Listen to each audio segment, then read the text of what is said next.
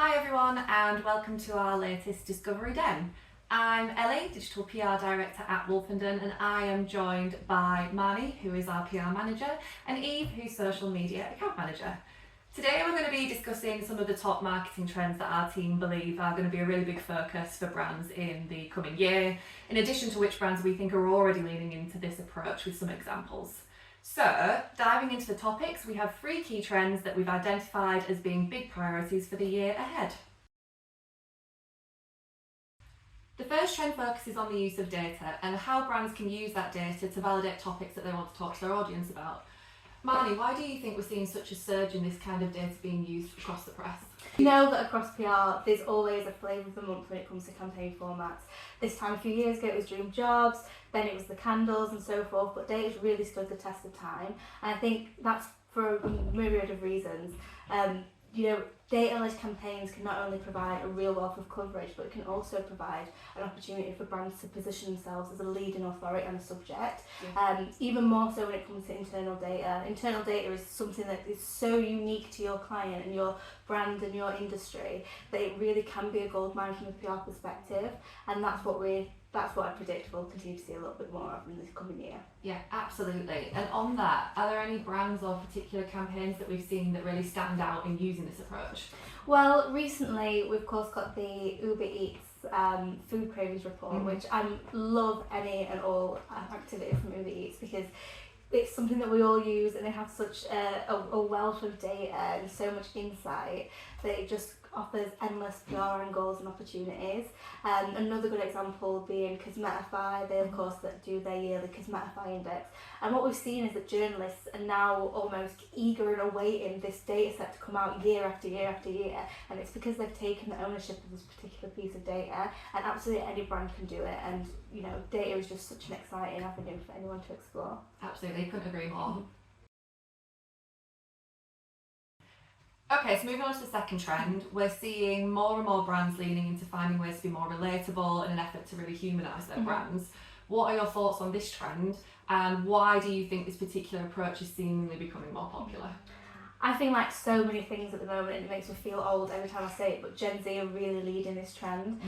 They crave authenticity. They don't want these big, shiny, glossy, multi-million pound campaigns. They want something they can relate to, and that's something that we're seeing, across every single touch point. They're going across, their consumer touch points, social media, the way they dress, the way they speak, etc. And we do have to listen and lean into that because they do have so much purchasing power. They've got so much sway, so much influence when it comes to how a brand is perceived, if a brand's cool, if it's trending on TikTok, if nobody cares about it anymore. And we see countless examples of this. Look at the Stanley Cup, for example, which you have as well. I do, not a Gen Z, but I do. So yeah, it's really, really leading that, and that's why we're seeing such an avalanche of user-generated content throughout the press as well. It is feeding into so many different areas of marketing. So yeah, blame the Gen Zs for that one. Yeah, absolutely. And do you have any thoughts from a social perspective on that? Oh yeah, of course. It's echoing what Marnie said. It's 100% the same in the social landscape at the moment. So people are sick of seeing unattainable standards that were never reachable to them anyway. And like you say, the Gen Z are really craving just that authentic, relatable content.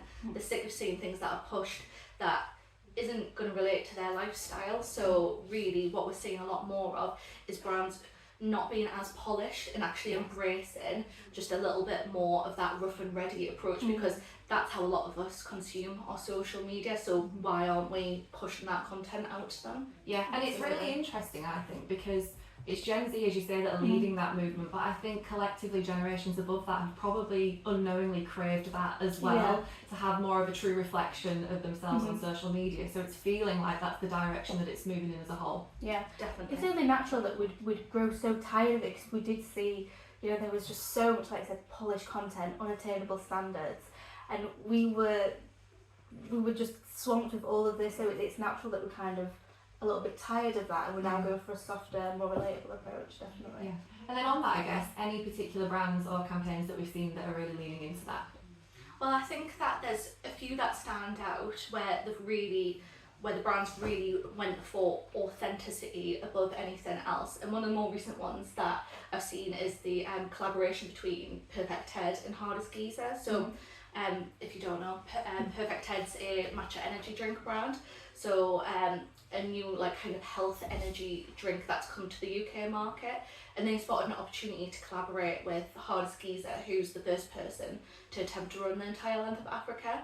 So they spotted that Hardest Geezer was gaining a lot of traction, his audience was growing and building, but actually it was really authentic in the content that he was pushing out through his YouTube videos. So they spotted an opportunity to fuel his mission through being his almost drink sponsor, and he's currently on day 300, so imagine the amount of content that you get from it. But what really made the partnership work was that it was really genuine. You can tell through the videos that in every single video he drinks it to fuel his mission, and has often said that he wouldn't be able to do it without that product. Yeah. And another element that really just made it work was that Ted, the owner, flew out to Africa and ran a marathon with Russ. So actually it was really nice to see that almost behind the scenes, the workings to getting where they are today, and actually that Ted's supporting Russ's mission as much as Russ is supporting Perfect Ted's mission as well. Yeah. So it worked, and yeah, the staple collaboration for each other. Yeah, absolutely. I think they've both really built on that as well, which is really good to see. Absolutely. Finally, the last trend that we've outlined for today really ties those 2 points together that we've just previously discussed. We're seeing more and more brands addressing those difficult topics and the things that really matter to their audience and the issues that they're facing. Have we seen any brands leaning into this, and why do we think this is going to be such a pivotal route for brands in 2024? Well, definitely, we're going to see a whole host of brands really taking this route in 2024. I think we've already identified through the past couple of years that people are really just trying to feel seen and heard in a social landscape, and brands have a great position to utilise this to draw those deeper connections with their audience, and through that, understanding their pain points and developing upon that, you can really build a loyal following from that. So I think we'll see a lot more brands taking that route in 2024. Yeah. Manny, what are your thoughts on this and how brands are kind of leading into this approach? Well, I definitely think we're out of the era of brands being able to simply no comment on things. You know, we know that consumers are holding brands to account, they're holding malpractice with brands to account. So now we're seeing that brands are having to really steer that conversation themselves. And one good example, which I absolutely love, is Iceland. I think they're just doing such terrific stuff at the moment, really trying to champion that ethos of being, you know, good value, consumer needs champion, and it's not good enough for them to just talk the talk with a few like discounts. They've got to actively walk the walk as well, and that's what's really setting them apart from any other discount retailer. One that springs to mind is the work they did about cutting the price of formula milk. There's a lot of legal red tape around the pricing of formula. They don't really encourage price competition, and because of that, formula doesn't really qualify for any in-store discounts or anything like that. But Iceland took a stand. They said, listen, we're going to cut the prices, we're going to include them in our offers, and if the government wants to do anything, then come at me. And it was just so well received, not only in social media but in the press as well, and that's exactly what builds that brand loyalty and builds that brand trust. Yeah, and I think that there's a really clear line between doing something performative versus doing something authentic that they genuinely care about, and that came across in the way that they 100%, and it's almost like you become a bit of a laughing stock on social media if you do act as a brand quite performative. So yeah, that authenticity again is just so key. Yeah, absolutely. So there we have it, just 3 of the top trends that we are anticipating brands are going to prioritise this year, and it's clear some brands are already getting a head start as well. It'll be really interesting to see how this progresses over the coming months and the impact that each of these trends will have on brands' relationships with the consumer.